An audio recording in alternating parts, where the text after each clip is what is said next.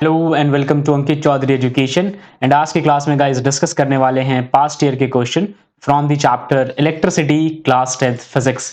तो चलिए डिस्कस करते हैं आज का पहला क्वेश्चन, जहां आपसे पूछा हुआ है कि आपके पास ये ग्राफ दिया हुआ है, ये है पोटेंशियल वर्सेस करंट का ग्राफ, जिसके ऊपर चार डिफरेंट रेजिस्टेंसेस जो हैं अलग अलग कंडक्टर के वो दिखाए गए हैं। जैसे मान लीजिए यहाँ पे चार कंडक्टर है ए बी सी डी, जो कि इस ग्राफ पे भी आपको यहाँ पे दिख रहा होगा। इनके इंडिविजुअल रेजिस्टेंस की बात करूं मैं तो ए का रेजिस्टेंस होगा आर ए, बी कंडक्टर का रेजिस्टेंस होगा आर बी, कंडक्टर सी का रेजिस्टेंस होगा आर सी और कंडक्टर डी का रेजिस्टेंस होगा आर डी। ठीक है, आपको कुछ क्वेश्चंस के आंसर करने हैं इस ग्राफ के बेसिस पे, जिसमें से पहला सवाल पूछा हुआ है कि which one of these is best conductor. इस ग्राफ को देखने के बाद आप क्या बताओगे कि इनमें से सबसे अच्छा कंडक्टर कौन सा है। तो एक बार इस ग्राफ को थोड़ा ध्यान से नोट करो। आई होप आपको ये ग्राफ विजुअल है। इस ग्राफ को आपने देख लिया।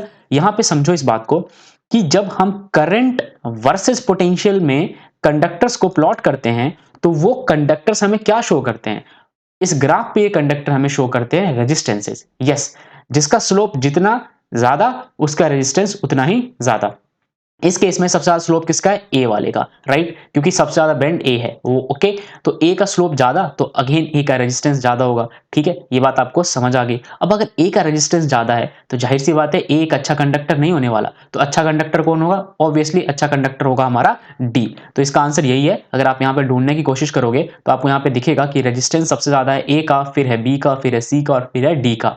तो अगर डी का रेजिस्टेंस कम है तो अगेन डी हमारा बेस्ट कंडक्टर हो जाएगा। ठीक है, वन मोर थिंग, अगर आपको इसकी पीडीएफ की जरूरत पड़ती है, यानी कि यहां से देखने में दिक्कत होती है, तो आप मेरा टेलीग्राम ग्रुप ज्वाइन कर सकते हो। वहां पे डाउनलोड कर लेना इस पूरे पावर पॉइंट प्रेजेंटेशन का पीडीएफ और वहां से आप नोट डाउन कर लेना। क्वेश्चन में आगे बढ़ते हैं। यहाँ पे लिखा हुआ है कि अगर जितने भी कंडक्टर है उनका लेंथ सेम हो जाए और सेम ही मटेरियल से आपने उनको बना दिया तो बताओ सबसे ज्यादा थिकेस्ट कौन सा होगा। अब ए बी सी डी के अंदर अगर हम कंपैरिजन करें और हम ये देखें कि सबका लेंथ सेम है, लेंथ से आपको एक बात समझ आती है, और वो ये है कि मान लीजिए ये मेरे पास कंडक्टर ए है, इस प्रकार से मैंने इसको बनाया। कंडक्टर बी है, इन्होंने ये कहा है कि कंडक्टर बी भी सेम लेंथ का होगा, कंडक्टर सी भी सेम लेंथ का होगा और कंडक्टर डी भी सेम लेंथ का होगा। तो यहाँ पे आपको चारों में लेंथ तो सेम दिख रहे हैं, इसमें भी, इसमें भी, इसमें भी, इसमें भी। इनका पूछना है कि थिकेस्ट कौन सा होगा, सबसे ज्यादा थिक कौन सा होगा। तो थिकनेस की जब भी बात करते हैं एरिया ऑफ क्रॉस सेक्शन बढ़ जाता है। अब जिसका भी एरिया ऑफ क्रॉस सेक्शन ज्यादा होगा वो सबसे ज्यादा थिक होगा। मगर हम ग्राफ की हेल्प से, इस ग्राफ की हेल्प से कैसे पता करें कि एरिया ऑफ क्रॉस सेक्शन किसका ज्यादा है और किसका कम है। तो इसका आंसर ये है कि जिसमें भी ज्यादा रेजिस्टेंस होगा, फिर से समझो, जिसमें भी ज्यादा रेजिस्टेंस होगा उसका एरिया ऑफ क्रॉस सेक्शन कम होगा। यस, अब मान लीजिए कि इस वाले कंडक्टर की मैं बात करूं और इस वाले की बात करूं तो रेजिस्टेंस जाहिर सी बात है इसमें ज्यादा होगा। ठीक है, लेंथ तो दोनों का सेम है मगर रेजिस्टेंस इसमें ज्यादा होगा। क्यों ज्यादा होगा, क्योंकि यार यहाँ पे ना करंट को फ्लो करना, यानी कि चार्ज को फ्लो करना थोड़ा मुश्किल है, वेयर यहाँ पे चार्ज कहीं से भी फ्लो कर जाएगा। तो रेजिस्टेंस अगेन इसमें कम और इस वाले में ज्यादा है। तो रेजिस्टेंस इस वाले में ज्यादा तो ऑब्वियस सी बात है ये कम थिक होगा, और रेजिस्टेंस इस वाले में कम तो ये ज्यादा थिक होगा। अब रेजिस्टेंस कम था किसमें, रेजिस्टेंस कम था डी वाले में, राइट, क्योंकि करंट वहां ज्यादा था। तो डी वाले में रेजिस्टेंस कम तो अगेन डी जो होगा वो ज्यादा थिक होगा। तो यहाँ पे आंसर देखो, डी इज दी थिकेस्ट। ये बात समझ आ गई।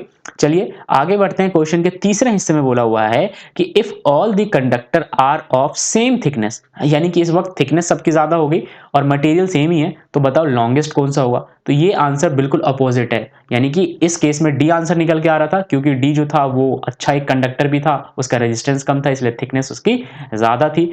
अब आपसे पूछा हुआ है कि लॉन्गेस्ट जो है वो कौन सा होगा, तो जाहिर सी बात है लॉन्गेस्ट वही होगा जिसका रेजिस्टेंस ज्यादा होगा। तो ए का रेजिस्टेंस, यानी कि ए के केस में ज्यादा रेजिस्टेंस, तो ए जो है वो हमारा ज्यादा लॉन्ग होगा। तो आप यहाँ पे देख भी सकते हो, आंसर नंबर 3 में आपको यहाँ पे मिल भी जाएगा कि ए इज लॉन्गेस्ट। ठीक है, ओके, ये बात आपको समझ आ गई।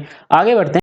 क्वेश्चन में आगे पूछा हुआ है आपसे कि अगर डायमेंशन सभी कंडक्टर का एक जैसा हो जाए तो आप बताओ कि अगर मटेरियल जो है वो भी अलग अलग है सभी कंडक्टर का, तो आप ये बताओ कि आप कौन सा कंडक्टर इस्तेमाल करोगे रेजिस्टेंस वायर के लिए और कौन सा इस्तेमाल करोगे कनेक्टिंग वायर के लिए। तो जाहिर सी बात है ना, रेजिस्टेंस वायर के लिए वही इस्तेमाल करोगे जिसका रेजिस्टेंस ज्यादा है, और कंडक्टिंग वायर यानी कनेक्टिंग वायर के लिए वही इस्तेमाल करोगे जिसका अगेन उसमें करंट ज्यादा फ्लो कर रहा है। तो जाहिर सी बात है करंट फ्लो कर रहा था हमारे डी वाले में, तो मैं तो कनेक्टिंग वायर के लिए डी इस्तेमाल करूंगा, और रेजिस्टेंस वायर मैं ए इस्तेमाल करूंगा बिकॉज उसका रेजिस्टेंस ज्यादा है। तो आप यहाँ पे आंसर भी देख सकते हो कि रेजिस्टेंस वायर के लिए ए का इस्तेमाल किया गया है और कनेक्टिंग वायर के लिए डी का इस्तेमाल किया गया है।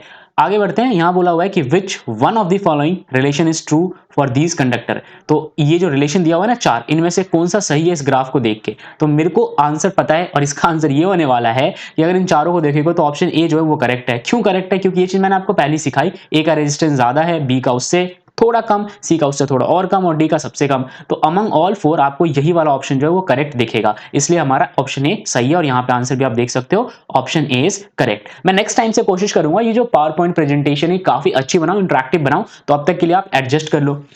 क्वेश्चन नंबर 6 की बात करते हैं। यहां बोला हुआ है कि if conductor A and B are connected in series and IF graph is plotted for combination, its slope would be less than that of A and more than that of A। यानी कि A और B conductor है ना, ये दिख रहा है आपको A और B, ठीक है। इन दोनों कंडक्टर को आपने सीरीज में कनेक्ट कर दिया, ठीक है। अब आपसे बोला हुआ है कि क्योंकि कनेक्ट करोगे साथ में तो कॉम्बिनेशन जनरेट हो जाएगा, ठीक है। इनके कॉम्बिनेशन के कारण किसका स्लोप जो है वो A से कम होगा और A से ज्यादा होगा। तो अगर मैं इसके आंसर की बात करूं तो सीरीज के केस में जो रेजिस्टेंस है जब आप उसको ऐड करते हो तो डायरेक्टली ऐड होता है सीरीज कॉम्बिनेशन में, ठीक है। पैरेलल में हम उसको इन्वर्स करके ऐड करते हैं। तो जब आप इसको प्लॉट करोगे आईवी ग्राफ में तो slope of the series combination would be less than that of A. यानी कि इंडिविजुअल ए की अगर मैं बात करूं उसका जो भी स्लोप था उससे कम ही स्लोप होगा किसका, जब हम इन दोनों को कंबाइन कर देंगे। किस किस को? ए को और बी को कंबाइन कर देंगे। क्योंकि सोच के देखो, अगर मान लो कि ए का स्लोप जो है वो अभी बहुत ही ज्यादा है, अमंग और फोल सबसे ज्यादा है, और बी का थोड़ा सा कम है ए के कंपैरिजन में। अब जब दोनों ऐड हो गए और मेरे को ऐड होने के बाद एक इक्विवेलेंट रेजिस्टेंस निकालना है और उसका स्लोप मुझे कंपेयर करना है ए के कंपैरिजन में, ठीक है। पहले पार्ट में ए से कंपेयर करवाया हुआ है, तो जाहिर सी बात है ना, जो नया कॉम्बिनेशन निकल के आएगा वो कम ही होगा, ठीक है। इस वाले से तो उसका रेजिस्टेंस यानी कि स्लोप थोड़ा सा कम ही होगा, ठीक है, ओके। और मोर देन दैट ऑफ ए, और अगर मैं ए से ज्यादा की बात करूं तो उस वक्त मुझे उसको पैरेलली कनेक्ट करना पड़ेगा। अगर मैं चाहता हूं कि जो नया रेजिस्टेंस निकल के आया है, ठीक है, वो उसका स्लोप यानी कि अगेन रेजिस्टेंस ए से ज्यादा हो तो मुझे उसको पैरेलली कनेक्ट करना पड़ेगा इन दोनों को। समझ में आ गई बात? ओके, बात करते हैं नेक्स्ट क्वेश्चन। यहां आपसे बोला हुआ है कि if conductor C and D are connected in parallel and IV graph is plotted for the combination, its slope would be। Again बात यही है कि C और D को कनेक्ट करते हो तो उस केस में जो आपका IV ग्राफ निकल के आता है उसमें से लेस देन A के केस में और मोर देन D के केस में आपको आंसर्स करना है। तो देखो इसका आंसर बहुत सिंपल है, स्ट्रेट फॉरवर्ड है। यहां पे आप बात करेंगे कि जब पैरेलल कॉम्बिनेशन की जाती है तो इक्विवेलेंट रेजिस्टेंस जो होता है वो लेस होता है then the least value resistance in the circuit. तो जब आप IV ग्राफ प्लॉट कर रहे होगे तो स्लोप जो है पैरेलल कॉम्बिनेशन में वो हमेशा ज्यादा होगा एज कंपेयर टू डी। क्योंकि सोच के देखो ना, डी जो है उसका रेजिस्टेंस सबसे कम है और वैसे पैरेलल में कनेक्ट करोगे किसी को तो रेजिस्टेंस वैसे ही बढ़ जाता है। तो डी के कंपैरिजन में तो आप चाहे सीरीज में क्यों ना कनेक्ट कर लो, उसका रेजिस्टेंस ज्यादा ही निकल के आएगा। और आप तो फिलहाल पैरेलल में कर रहे हो तो डी से तो बहुत ही ज्यादा निकल के आएगा, ठीक है, जब कॉम्बिनेशन कर रहे होगे। तो इंडिविजुअल डी से कंपेयर करके ही इसका आंसर देना था। आई होप आपको ये सारे क्वेश्चन समझ आए होंगे।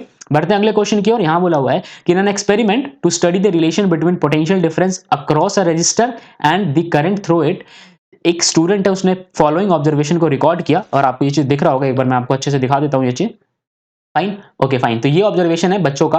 अब आपको बताना क्या है, बताना ये है इस ऑब्जर्वेशन के बेसिस पे कि कौन सा वाला गलत है, ठीक है, कौन सा वाला मैच नहीं करता। अब जरा सोच के देखो ना, पोटेंशियल और करंट की जब भी हम बात करते हैं तो एक दूसरे के साथ वो डायरेक्टली प्रोपोर्शनल होते हैं। अब सोचो जरा, यहाँ पे है करंट की पोटेंशियल की वैल्यू 1.0 और यहाँ पे करंट की वैल्यू है 0.1। तो वैरी कितना कर रहा है? वैरी जो है यहाँ पे सिर्फ 0.1 कर रहा है, राइट। अब यहाँ पे भी आप देखोगे इस वाले जगह पे, ठीक है, पहले यहाँ पे नोटिस करो सेकंड वाले पे, यहाँ पे भी वैरी कितना कर रहा है? अगेन सिर्फ एक ही का वैरी कर रहा है। यहाँ पे भी वैरी कितना कर रहा है? 1 का ही वैरी कर रहा है और यहाँ पे भी वैरी 1 का ही कर रहा है। देख रहे हो यहाँ पे एक बराबर है, मगर इस वाले केस में वैरी जो है वो बराबर नहीं कर रहा। तो ये जो है, ये जो ऑब्जर्वेशन जो है, ये ऑब्जर्वेशन सही नहीं है और इसको हम डिस्कार्ड कर देंगे। तो आई होप आपको ये बात समझ आ गई होगी कि ये ऑब्जर्वेशन गलत है। अगले क्वेश्चन की बात करते हैं। यहां आपसे बोला हुआ है कि तीन रेजिस्टेंस जो है उनको आपको पैरेलली कनेक्ट करना है, ठीक है। R1 R2 R3 को पैरेलली कनेक्ट करना है। तो किस तरीके से एक सर्किट के अंदर आप उसे कनेक्ट करोगे? तो देखो एक सर्किट में हम उसे कुछ ऐसे ही कनेक्ट करेंगे, ठीक है। R1 ये रहा आपका, R2 ये रहा आपका और R3 ये रहा। तो पैरेलली आपको पता है कैसे कंबाइन होता है, तो बहुत सिंपल है। अब आप इसका फॉर्मूला भी लिख सकते हो बहुत इजीली, आप यहाँ पे इसका डेरिवेशन भी लिख सकते हो। तो यहाँ पे आंसर है, आप इसको पढ़ के आराम से समझ सकते हो, कुछ भी मुश्किल नहीं है कि हम पैरेलली जब भी रेजिस्टेंस को कंबाइन करते हैं तो क्या उसका डेरिवेशन निकल के आता है, ठीक है।